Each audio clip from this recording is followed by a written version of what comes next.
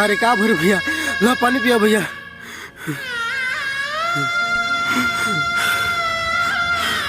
अरे हम सब सही कर दें भैया। अरे तू का सही करबा बाबू,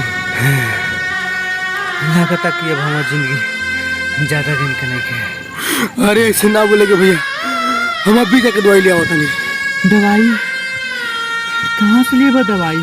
अरे भैया जय होगे, चाहे जय होगे भैया, हम जाके दवाई ले आए भैया। घर में खाला ते एगो दाना नहीं खे, दवाई कहाँ से लिए बाबू?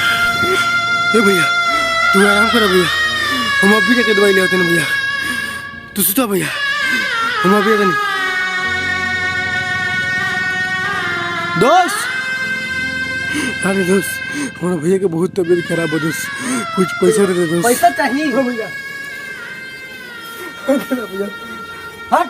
गजब गजब के लोग बजग में, स्वार्थी भइल समाज हो।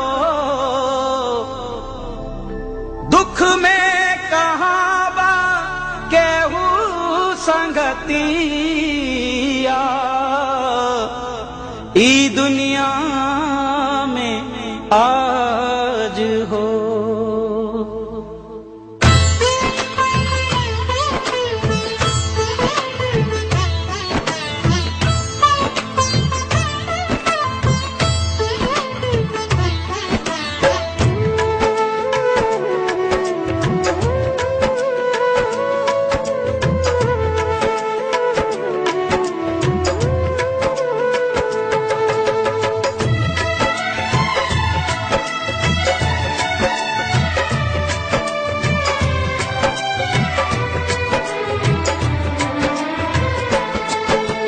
हित परित हिताई मिताई जात छोड़ देला, हित परित हिताई मिताई जात छोड़ देला। जब समय होला कमजोर, जब समय होला कमजोर तो हर कोई साथ छोड़ देला। जब समय होला कमजोर तो हर कोई साथ छोड़ देला। हित परित हिताई मिताई जात छोड़ देला, हित परित हिताई मिताई जात छोड़ देला। जब हाँ भैया।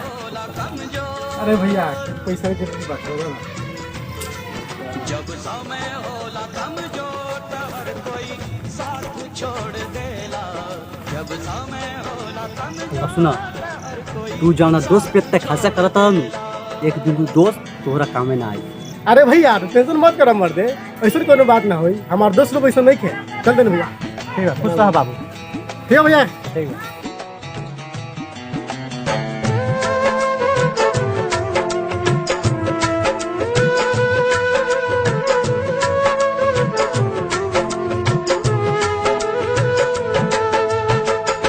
बनला के 10 गो साथी, बिगड़ला के कोई ना।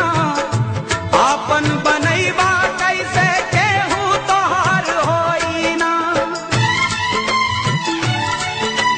ओ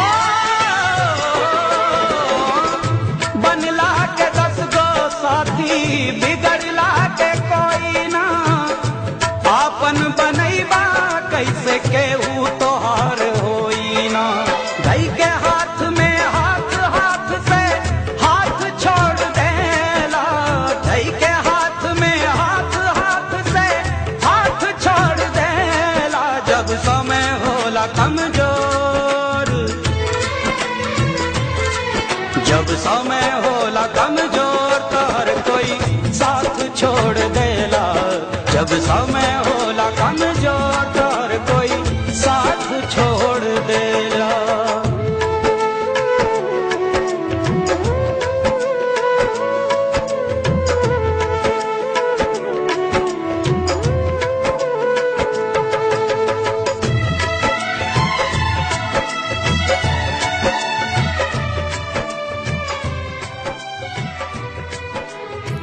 डॉक्टर साहब दवाई दीजिए। डॉक्टर साहब हमारा भैया की जिंदगी और मौत का सवाल बा, जल्दी डॉक्टर साहब।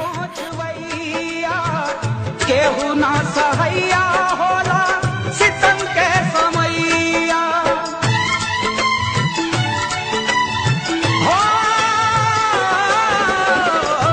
अखिया से लोर झरे नाही पहुँचवैया केहू ना सहाया होला सितम के समैया धर्म करम रीति और रिश्ता नात छोड़ देला धर्म करम रीति और रिश्ता नात भैया, छोड़ देला ओ भैया, जब और देखो दवाई ला देने भैया भैया ओ भैया ये क्या हो गए भैया भैया ओ उठो ना भैया